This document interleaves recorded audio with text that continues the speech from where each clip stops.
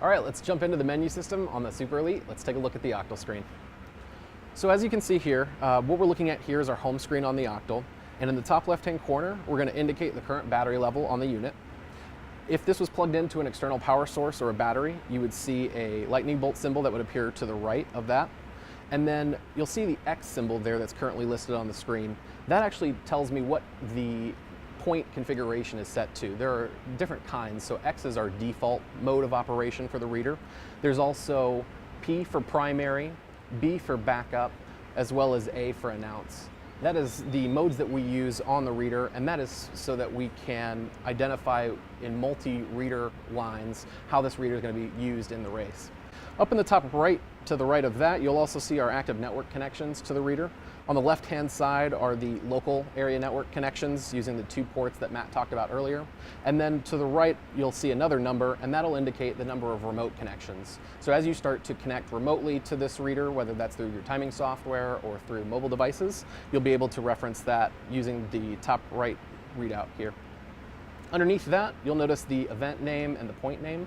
By default, these are set up as you see here, but you can go in and customize these in Active Timing or in our dashboard software, as well as through the mobile web interface that we offer. Below that, you'll see the date listed, as well as DHCP. As by default, the reader will acquire an address from a DHCP server, or if you'd like, you can actually go in and manually configure the IP address. And once that's been set up, this will actually show the IP address here on the front display.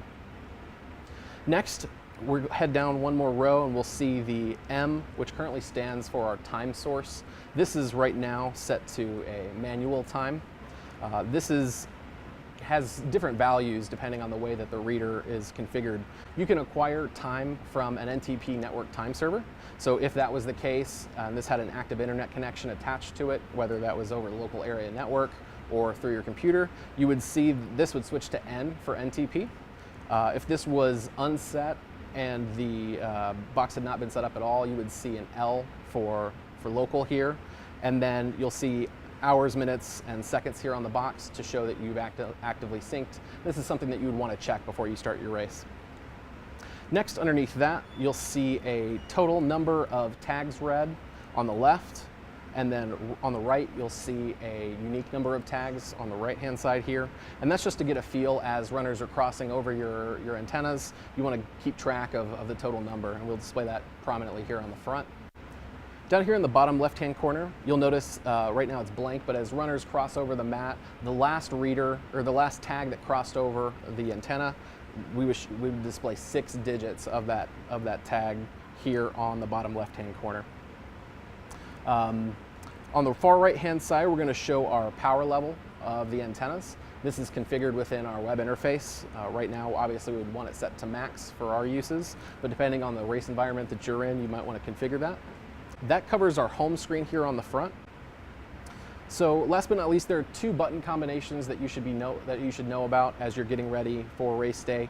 If you notice any display artifacts or things strange on the screen, if you'd like to refresh the screen, you can hold the enter button and the down button for 10 seconds. That will reinitiate the screen and rewrite the files that are necessary to display all the contents of that. Then if you would like, also there's a soft reset that will reset the entire firmware. That is the enter button and the up arrow. If you hold those down at the same time, that will trigger a soft reset on the reader. So that covers everything about the menu system here on the Super Elite. If you have any questions, please feel free to reach out, and I really appreciate you watching. Thanks so much.